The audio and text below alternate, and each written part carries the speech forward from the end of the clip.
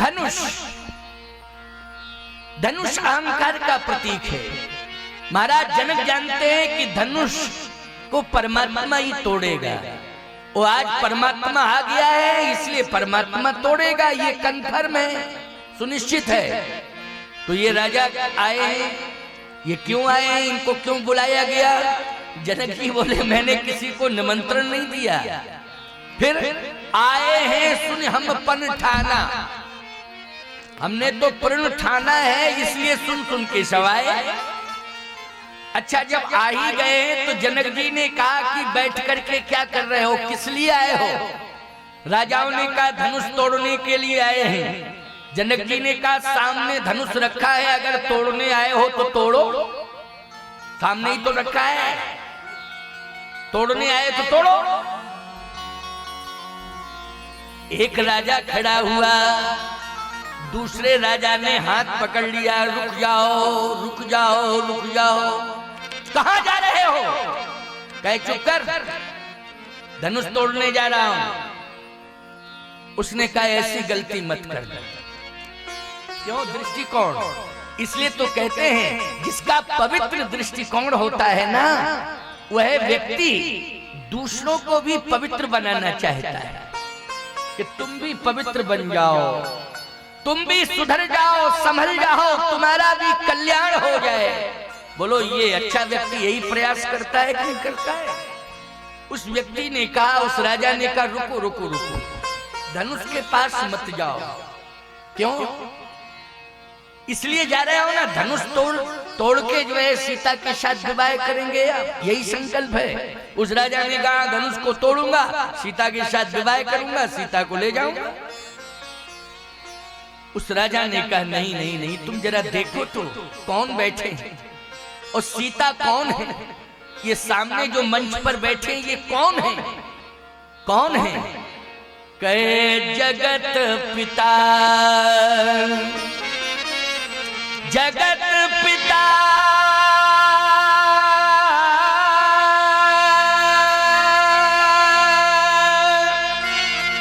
रघुपति विचारी,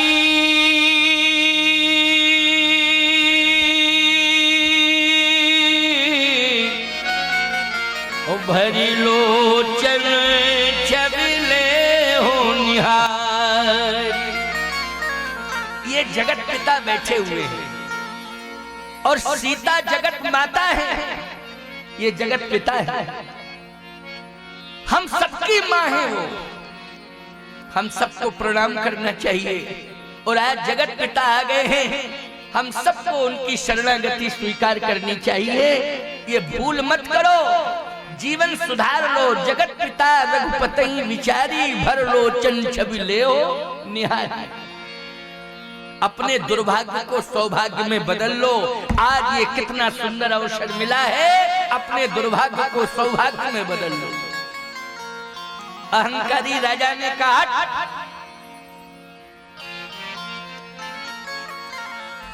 मैं नहीं मानता हूं जगत पिता को।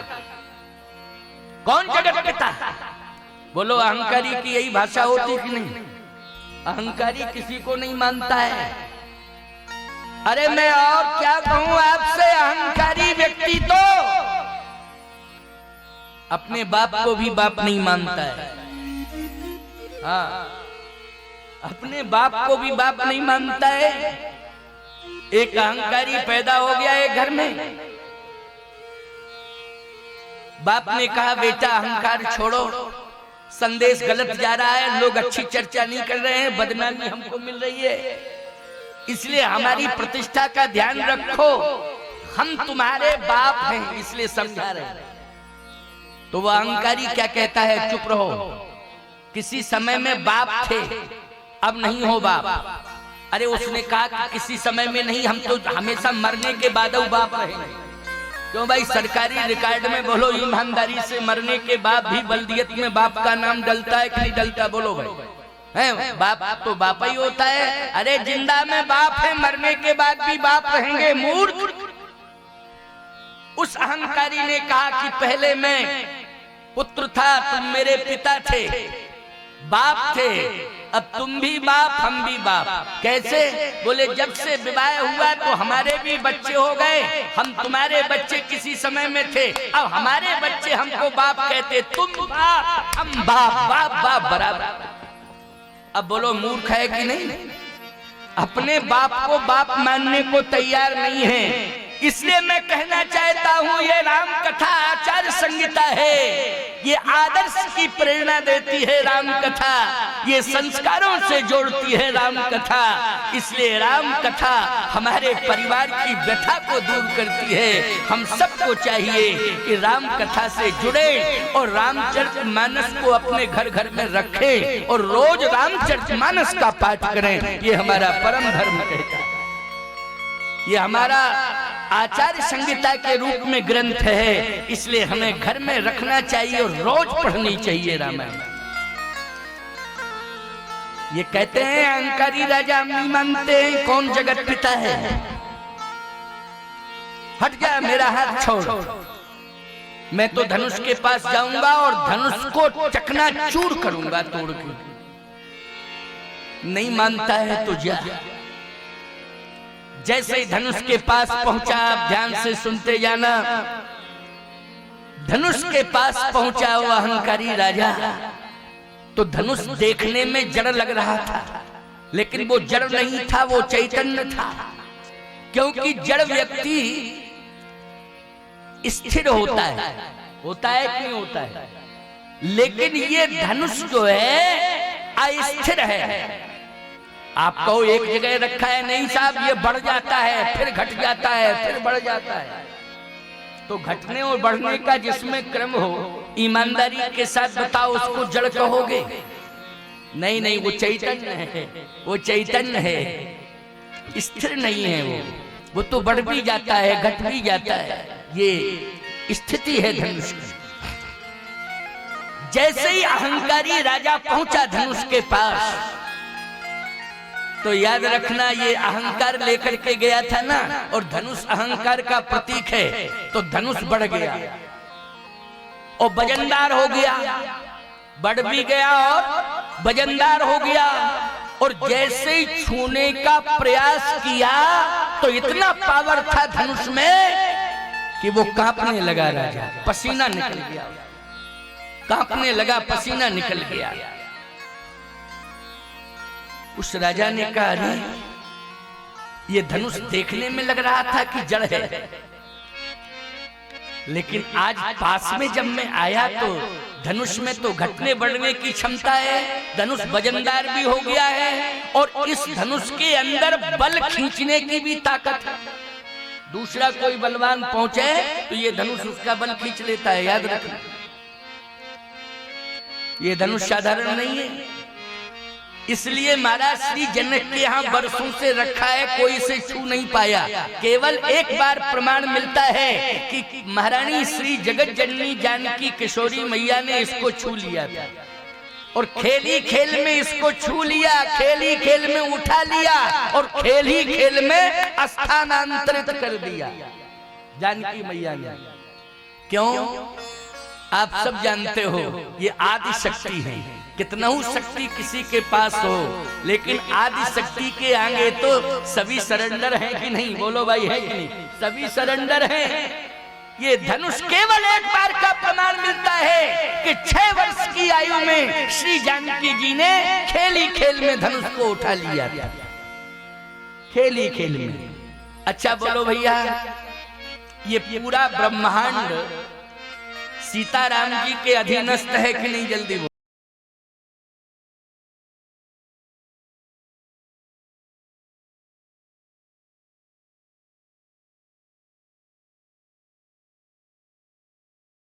करके गया तो धनुष वजनदार भी हो गया, और धनुष के सामने जैसे पहुंचा धनुष ने इसकी शक्ति खींच ली, ये कांपने लगा, पसीना निकल गया,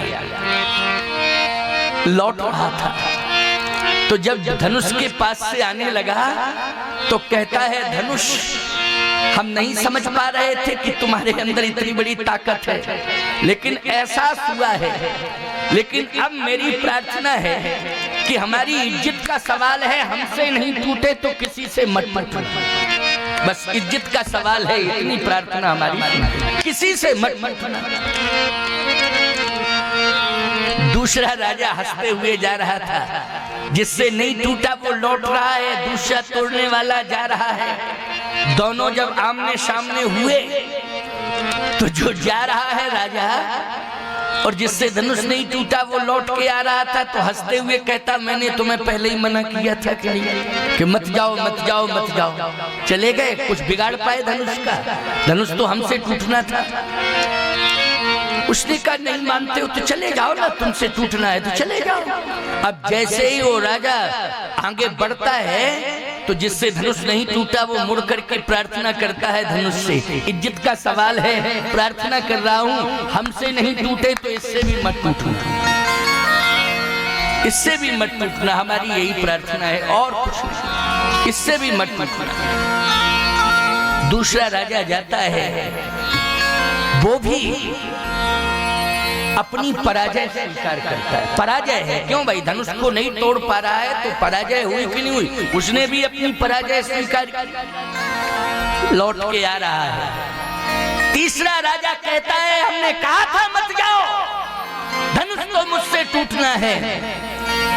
वो राजा कहता है दूसरा नहीं मानते हो तो जाओ। और जैसे तीसरा धनुष के पास पहुंचा तो दूसरा वाला मुड़ के कहता है इज्जत का सवाल है, हमसे नहीं टूटे तो इससे भी मत। सब एक दूसरे की अमंगल कामना कर रहे हैं, मंगल कामना नहीं, क्या असफलता की कामना कर रहे हैं, असफलता की कामना, सफल ना हो सफल ना हो सफल ना हो, बस मेरी यही प्रार्थना है। अहंकारी व्यक्ति जो होता है ना, वो सफलता की कामना कभी समाज में नहीं करता है। ध्यान से सुनो, सफलता की कामना वो करता ही नहीं है। याद रखना, ऐसा अहंकारी जीवन किसी काम का नहीं होता है प्यारे, कलंक से जुड़ जाता है। और सबसे बड़ा अहंकारी रावण हुआ है। ईमानदारी से बताओ, त्रेता में मर के चला गया, लाखों लाख वर्ष पुरानी बात है, लेकिन ईमानदारी से बताओ इतिहास हर वर्ष दोहराया जाता है कि नहीं? उस अहंकारी को हर साल हर गांव में फूंका जाता है प्यारे, इतिहास दोहराया जाता है उसका, लाखों लाख वर्ष बाद भी उसे लोग भूल नहीं पाए और उसे फूंकते रहते हैं। वो लोग फूंकते रहते हैं कि नहीं फूंकते रहते हर दशहरा के दिन। इसलिए कभी भी अपने जीवन में अपकीर्ति हासिल मत करो। मरना है तो मरना तो है, सबको मरना है, लेकिन यश लेकर के मरो, अपयश लेकर मत मरो। अपकीर्ति छोड़ करके मत मरो, कीर्ति छोड़ करके जाओ। अगर जीवन को धन्य धन्य करना है, सफल बनाना है, तो सभी राजा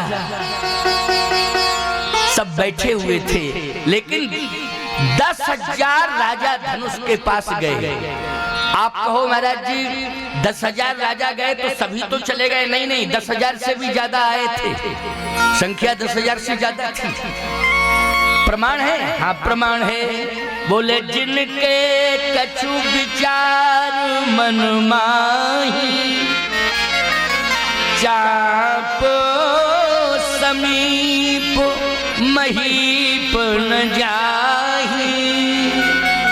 जो विचारवान राजा थे वो तो धनुष के पास गए ही नहीं, लेकिन जो अहंकारी थे वो धनुष के पास गए। तो अहंकारियों की संख्या कितनी थी? गोस्वामी जी कहते हैं 10,000। प्रमाण क्या है? बोले भूप सहस 10 कई बारा, और लगे उठावन तरईन तारा। भूप सहस 10 कई बार, 10,000 राजा एक साथ गए। अब अहंकारियों की छटनी हो गई कि नहीं हो गई? वही छटनी हो गई अहंकारियों की। राजा तो कई हजार थे, कई हजार राजा थे, लेकिन छटनी हो गई, 10,000 अहंकारी निकले। अच्छा 10,000 ही क्यों निकले? 11,000 क्यों नहीं निकले? और 9,000 क्यों नहीं?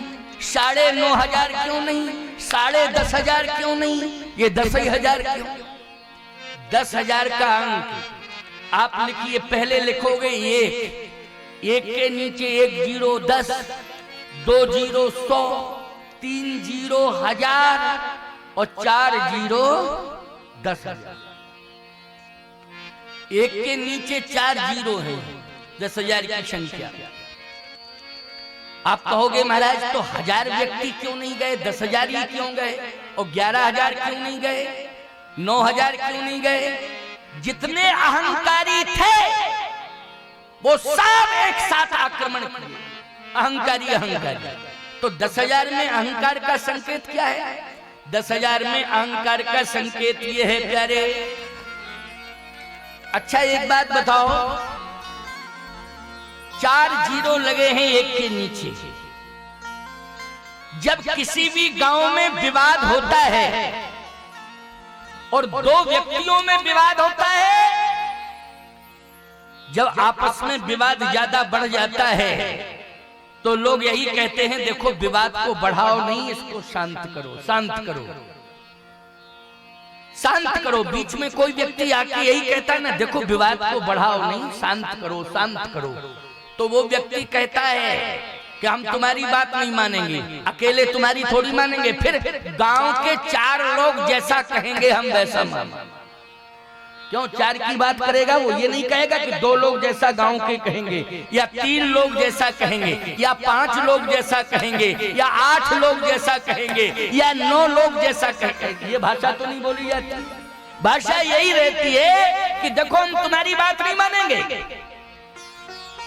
फिर गांव के 4 लोग अब जैसा कहेंगे। अब 4 लोगों के बीच में ये पंचायत निपटेगी, सीधी सी बात ये है। 4 का अर्थ है पूरा समाज। क्यों भाई 4 का अर्थ क्या है बोलो? पूरा समाज। और 5 का अर्थ है पंच परमेश्वर। क्यों भाई 5 का अर्थ क्या है? पंच परमेश्वर। और 4 का अर्थ है पूरा समाज। तो सीधी सी बात ये, यहाँ 10,000 राजा ये अहंकार के प्रतीक हैं। कैसे कि एक है ऊपर और 4 है नीचे जीरो। यहाँ 10,000 में एक अपने को हीरो मानता है, बाकी 4 को जीरो। 4 को जीरो। बोलो अहंकार की परिभाषा हो गई कि नहीं हो गई? ये अहंकार की परिभाषा हो गई कि मैं हीरो, बाकी सब जीरो। ये अहंकार की परिभाषा है। इसलिए एक के नीचे 4 जीरो लगे हुए हैं। ये 4 जीरो जब एक के साथ जुड़ जाते हैं तो 10,000 हो जाता है। और एक हीरो अपने को मानने लगता है और 4 को जीरो मानने लगता है। समझ लेना वही अहंकार का जन्म हो जाता है। तो आज धनुष के पास 10,000 राजा इकट्ठे गए। 9,000 नहीं गए, 9,500 नहीं गए, 10,500 नहीं गए, ये केवल 10,000 गए। अहंकारी सब एक हो गए ना। एक अहंकारी सब एक हो गए और ये धनुष के पास पहुंच गए। भूप सहस्र 10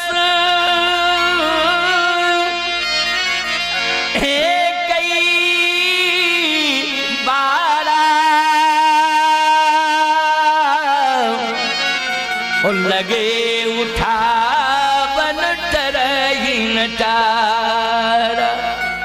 10,000 राजा एक साथ धनुष के पास पहुंचे तो धनुष वजनदार हो गया और वजनदार हुआ और बढ़ गया। कितना बढ़ गया कि जनकपुर का जिला ही धनुषा हो गया। जहां जहां तक धनुष बढ़ा था वहां वहां तक जिला बन गया। जिला धनुषा। बोलो मिथिला किस जिले में है? जल्दी बोलो। धनुषा में है कि नहीं? अब बताओ जिले की सीमा 10-5 किलोमीटर की नहीं होती है। जल्दी बोलो। जिला की सीमा क्या 10-5 किलोमीटर तक रहती है? सैकड़ों किलोमीटर तक चली जाती है जिले की सीमा। बोलो भाई, वहाँ जिला वहाँ तक बनाया गया है धनुषा जिला। जहाँ जहाँ तक धनुष बढ़ा था वहाँ तक सीमा है धनुषा की। याद रखना, इन राजाओं के कारण बढ़ा धनुष और धनुष के कारण जिला धनुषा। बोलो बना नहीं, धनुषा धनुष के कारण बना। बढ़ गया, राजा बढ़ते गए, उठाते गए, पकड़ते गए, लेकिन उठा नहीं पा रहे हैं, केवल पकड़ रहे हैं धनुष को। अब धनुष बढ़ता चला जा रहा है। बोले भूप सहस 10 कई 12, ओ लगे उठावन टरई नटारा, डगए शंभु। क्यों? जैसे ही 10,000 राजाओं ने आक्रमण किया धनुष के ऊपर, अब धनुष बोला भगवान शंकर से, बाबा बचाओ। बोले बाबा से कहा बचाओ। अब 10,000 आ रहे हैं, अब आप बचाओ, बचाओ, मेरी रक्षा करो। भोले बाबा ने कहा चिंता मत करो। भोले बाबा धनुष के ऊपर बैठ गए। शंकर जी किसके ऊपर बैठ गए? धनुष के ऊपर बैठ गए। जब शंकर जी धनुष के ऊपर बैठे तो डगए शंभु तो सरासन के। जब शंकर जी हिले तब ना धनुष हिले, और जब शंकर जी नहीं हिल रहे तो धनुष कहां से हिलेगा? बोलो भाई। डगए शंभु, ये हमारा सिंहासन जब हिलता है, जब हम हिलते तो, और जब हम ही ना हिले तो सिंहासन क्या हिलेगा? बोलो भाई। शंकर जी हिले तो धनुष हिले, जब शंकर जी हिल नहीं रहे धनुष कैसे हिलेगा? शंकर जी धनुष के ऊपर बैठ गए। डगई न शंभु सरासन कैसे, कामी बचन सती मन जैसे। अब धनुष हिल नहीं रहा है। शंकर जी धनुष के ऊपर बैठे और 10,000 राजाओं के पसीना निकल गए। पसीना निकल गया 10,000 राजाओं का। अब सभी राजा आपस में कह रहे, क्यों? एक बात बताओ, विवाह कराने आए हो कि मरने आए हो? पहले पूरी ताकत चली गई इसी में, अटैक की संभावना है, प्राण निकलने ही वाले हैं। ये बताओ धनुष तोड़ना है कि प्राण निकालना है? पहले ये बताओ। और जब प्राण निकल जाएंगे तो विवाह कराने का कोई मतलब है? क्यों भाई? बोलो भाई, विवाह कराने का कोई मतलब है? जैसे दूल्हा का ससुराल में भावरी ना पड़ पावे, मंडप के नीचे ना पहुंच पावे, और पहले ही प्राण निकल जाए, तो बोलो भाई शादी कराने से कौन फायदा? कौन करेगा मुर्दा के साथ शादी? मुर्दा के साथ कोई शादी करेगा? बोलो भाई। मुर्दा के साथ कौन शादी करेगा? जरा सोचो। उन राजाओं ने कहा कि किसके साथ शादी करोगे? जब प्राण निकल जाएंगे तो कौन शादी करेगा? प्राण बचाओ, प्राण बचाओ। प्राण निकलने ही बाकी रह गया है, सब कुछ हो गया। तो राजाओं ने कहा क्या करना चाहिए? कहे जहां जहां बैठने की व्यवस्था है वहीं वहीं बैठो, और जनक जी से ये कहो ग्लूकोज पिलाओ, इलेक्ट्रॉनिक पाउडर पिलाओ। क्यों भाई? अटैक की संभावना है, मरे ही जाते हैं, प्राण ही निकले जाते हैं। अरे धनुष तो टूट नहीं रहा है, जनक जी से कहो व्यवस्था करो, प्राण कैसे बचे? इसलिए अपनी अपनी आसन पर सब चलो, अपनी अपनी आसन पे सब चलो, पहुंचो, बैठो। 10,000 राजा एक साथ सिर झुकाए चले आ रहे हैं। सिर झुकाए चले आ रहे हैं, सिर उठाए नहीं, सिर झुकाए। ईमानदारी के साथ बताओ, जहां परमात्मा आ जाएगा अहंकार रहेगा? बोलो भाई, अहंकार रहेगा? और कितना अहंकार दिखाओगे? एक दिन सिर झुकाना पड़ेगा कि नहीं झुकाना पड़ेगा? एक दिन सिर झुकाना ही पड़ेगा, झुकाना पड़ेगा। आपको मालूम है रावण अंतिम समय तक राम को गालियां देता रहा, अंतिम श्वास तक उसने श्री राम को गालियां दी। और जब 31वां बाण उसकी अमृत नाभि में गया, जो नाभि कुंड था जिसमें अमृत भरा हुआ था, नाभि कुंड में जब 31वां बाण भगवान का उस नाभि कुंड में प्रवेश करता है, तो याद रखना बाण लगा तो रावण ऐसा नहीं लेटा, ऐसा नहीं गिरा, रावण जो है बाण को पकड़ता है और पकड़ता है और झूमते झूमते गिर जाता है, सिर नीचे हो जाता है। जैसे व्यक्ति शरणागति होती है ना, शरणापन्न होता है, तो बोलो भाई जब साष्टांग प्रणिपात होता है तो बोलो हमारे संपूर्ण अंग पृथ्वी पर होते हैं कि नहीं होते हैं? सिर भी होता है, बाहुएं भी होती हैं, हृदय भी होता है, उदर भी होता है, पैर भी होते हैं, बोलो होते हैं कि नहीं? लकड़ी की तरह, ऐसे ही रावण लकड़ी की तरह गिरा। इसका मतलब क्या है? चाहे जितना अहंकार करना, अभिमान करना, लेकिन भगवान के आगे अहंकार टिकने वाला नहीं।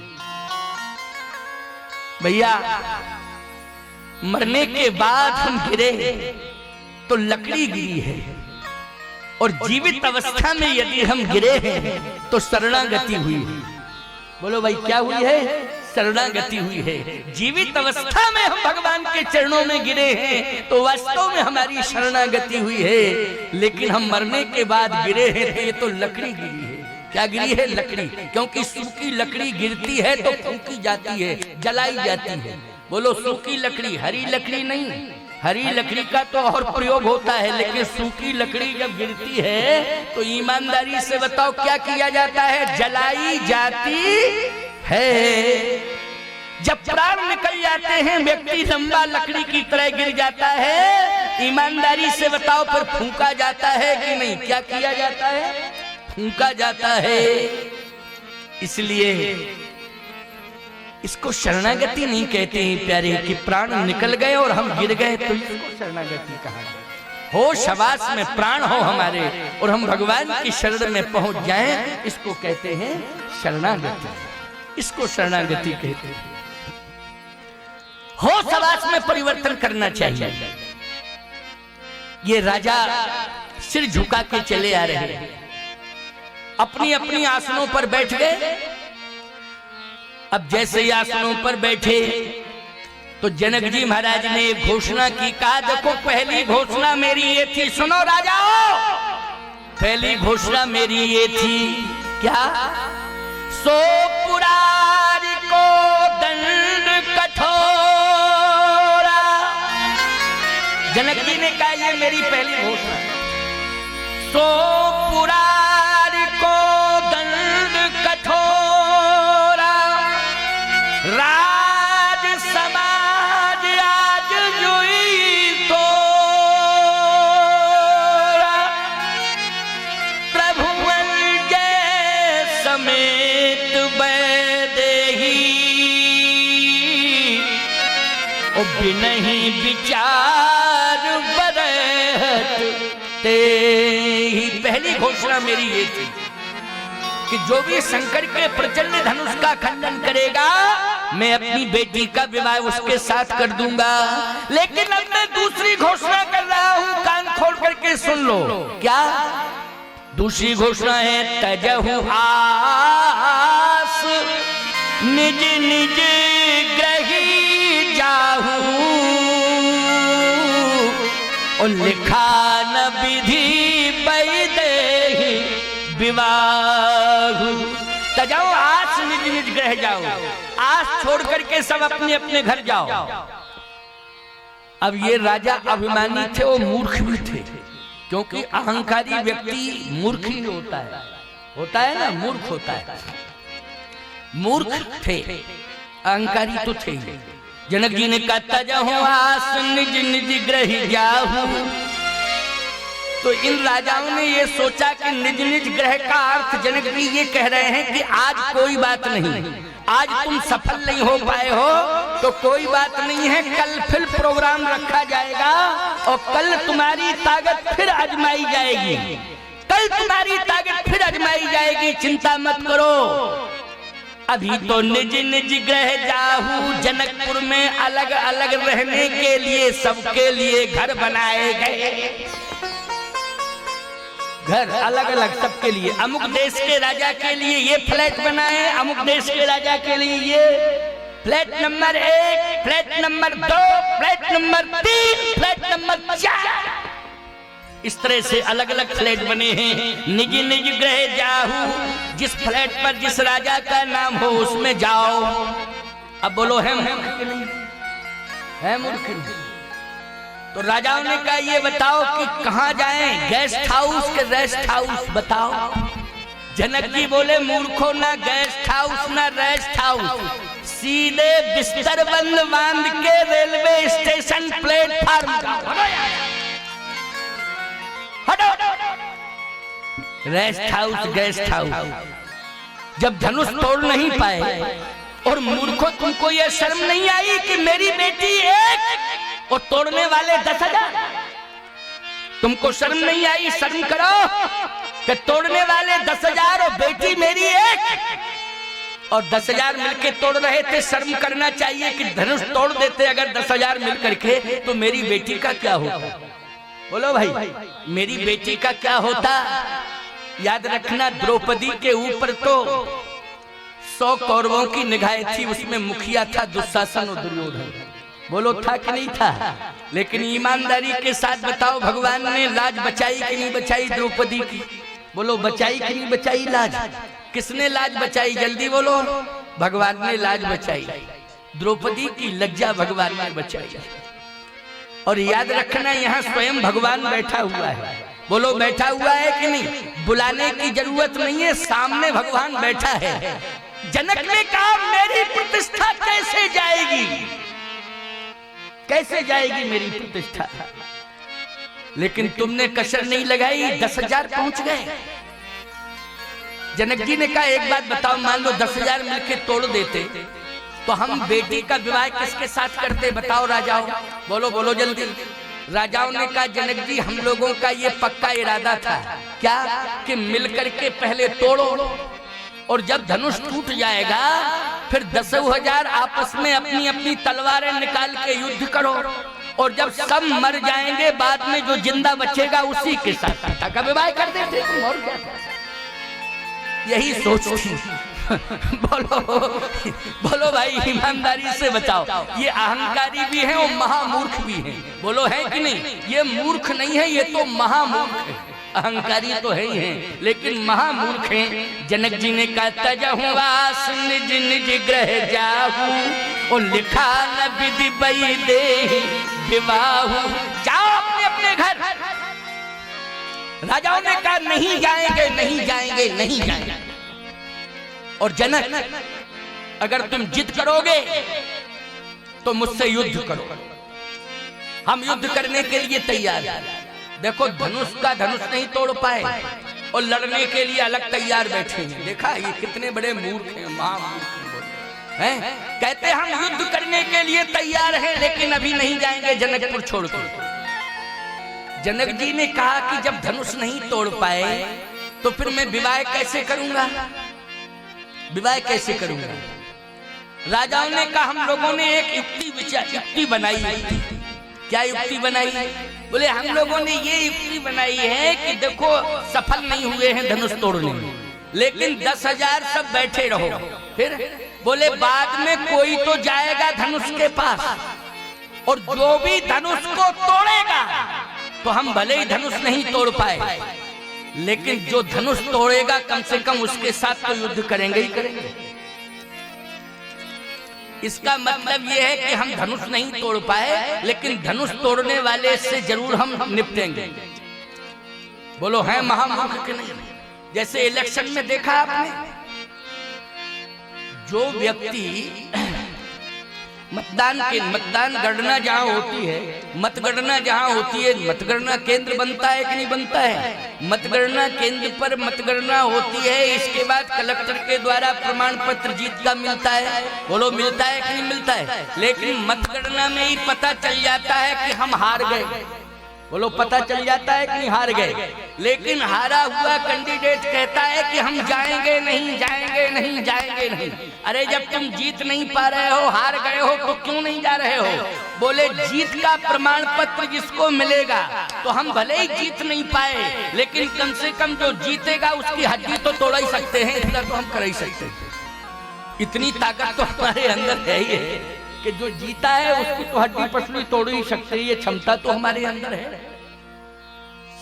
सोचो जरा, विचार करो, इन अविवेकियों के द्वारा क्या देश का कल्याण हो सकता है? बोलो ऐसे निकृष्ट विचारधारा वाले लोग अगर विधानसभा और लोकसभा में पहुंचेंगे तो ईमानदारी से बताओ, ना प्रदेश का कल्याण ना देश का कल्याण। बोलो, प्रदेश भी खतरे में और देश भी खतरे में है।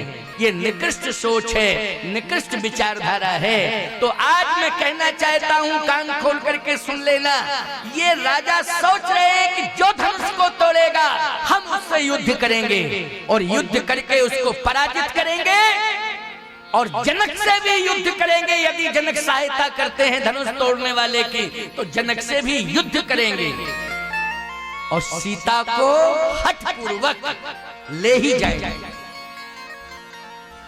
बोलो, ये अहंकार बोल रहा है कि नहीं बोल रहा है?